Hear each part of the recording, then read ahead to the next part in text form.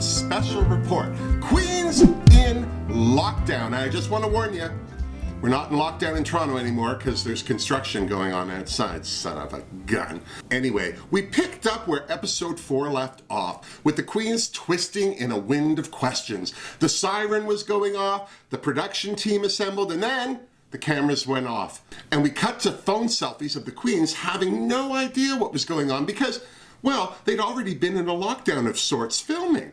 For the most part, I don't think that there was anything different that these Queens went through that any of the rest of us weren't feeling. But having Cherry Valentine's firsthand account of working on the front lines of healthcare during the pandemic was really sobering. Not to diminish anyone out there who's been complaining, but I suddenly feel very spoiled and entitled for any little whinge I may have ever let squeak out of my face in the last 8 months.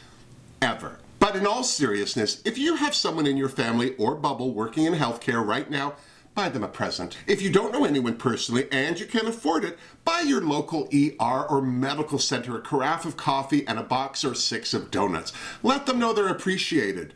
Seriously.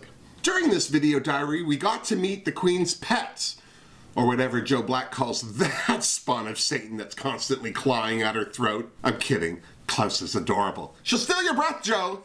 Who else wasn't surprised that it would take 2 men to handle all of Ginny Lemon? Not me. No wonder she wanted to leave Drag Race so quickly. We saw how some of the Queens expanded their culinary skills, or, more than not, just ate their way through lockdown. Taste showed us all how to make a pot noodle sandwich. Barf. Thank goodness Sister shared her cocktail recipe so we could wash Taste's sandwich out of our memories. Just saying. The Queens who weren't food obsessed looked to physical fitness to distract them through the lockdown. Bimini kept her bond boo-lashed by climbing all over a folding chair and throwing her legs in the air. She really should have a spotter.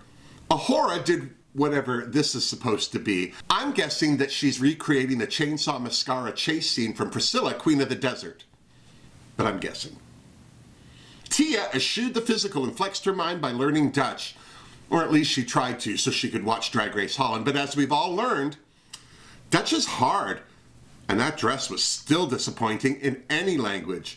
And still more than anyone on Drag Race UK gets. Some of this was hard to watch for me, as I'm sure it was for you. Seeing some of the Queens having to move because they couldn't pay their rents caused my brow to sweat just a little. I mean, I'm not there yet, but I can see having to move from where I'm standing, and it's telling me to start collecting boxes.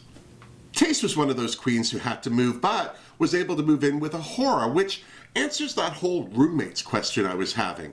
When I was researching the UK cast, I read an article that said Ahura and Taste were roommates. Well, now we know it's true. Good for old bitch face. What a good friend. I nearly threw up hearing that Ellie's whole family was evicted from their home. Ellie's only 21. This was her first time moving away from home, and she was actually homeless. Thank goodness she has a good network of friends and got her digs sorted out quickly. I'm sure being able to go back to work at the drive-thru was a big help as well.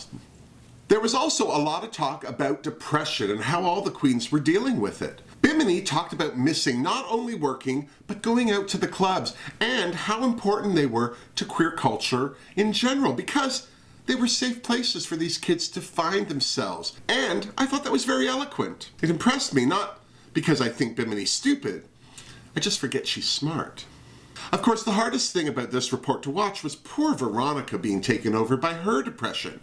God bless her fiancé Steve for not giving up on her. Veronica said she didn't leave the house, or her bed from the looks of it, for 12 weeks. Now that's depression. But Steve helped her not only get through it, but also got Ronnie out of that bed and out the door. The one person who I think really went through it, yet was able to maintain a positive attitude, was Cherry Valentine. To be on the front lines of this global crisis and see the death and despair firsthand, and yet not once did she complain about herself or her life beyond the fact that she was exhausted. I'm really sorry now that she wasn't voted to return to the show by the other Queens. Seriously. Of course, it's hard to stay positive when you don't have a job, and more than a couple of these Queens weren't able to work.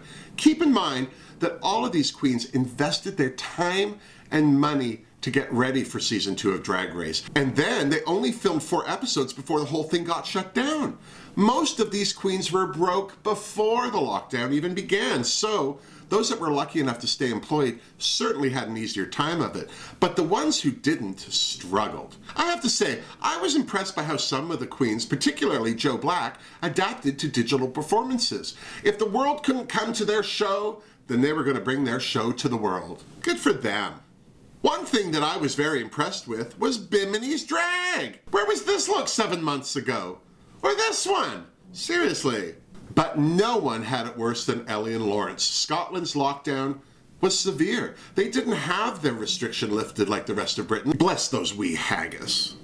But when the queens got the call that filming would resume, they all knuckled down and got their drag ready for the return. And then poor Ronnie tested positive for COVID. God, if she wasn't depressed before, this was devastating for Miss Green. I mean, it's little compensation, I'm sure, that she'll be back for season 3, but what is she supposed to do in the meantime? A whole year more for her to wait? All we can hope is that she's able to take this time to perfect her drag, maybe take an improv class or 2, and come back to the workroom a force to be reckoned with for season 3. As for the rest of the queens, it's almost back to square one for them. It's season 2, the redo. And I, for one, am hoping that them going through the last 7 months has slapped them all into overdrive, which means we're in for an exciting second half to this season. As for these queens, they're all compensating their income with merch that they're selling online.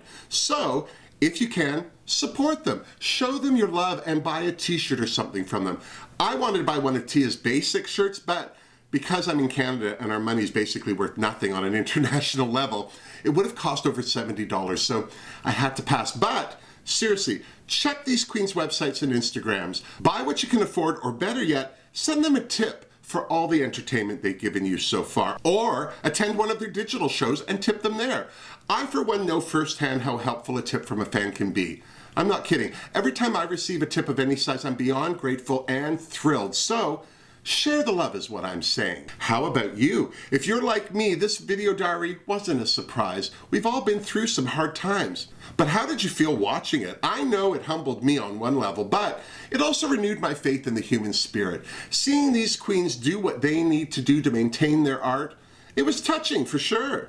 All I can say is I hope you're all doing well. To those of you struggling, I hope you have a fabulous support network around you to help you through this. Try to remember, this isn't forever. It's just for now. And to those of you who are blessed with money and shelter, try to share those blessings if you can. Remember, even something as simple as being a shoulder to cry on or an ear to bend can mean the world of difference to those that are struggling to keep their heads above water. I want to thank each and every one of you who share your love with me here on the Figure Do Review. I couldn't do it otherwise.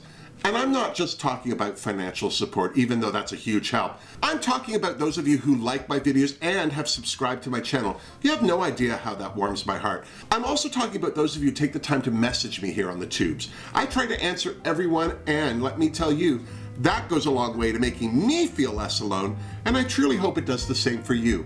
We're all in a unique situation that might get worse before it gets better, but it will get better. We will get through this, and we will all be laughing and lifting a glass together soon. So, until then, miss me! Mwah. Seriously, Jorge. You know, on one level, it's nice to know that it's hard across the board, that it's not just personal or you know, just me. But at the same time, it's so depressing. That's why I don't watch the news. I'm depressed enough. I don't need to know what's worse out there, seriously. That's also why I don't watch scary movies. I don't need to be panicking like that. I can panic like that just looking out the window. I'm serious.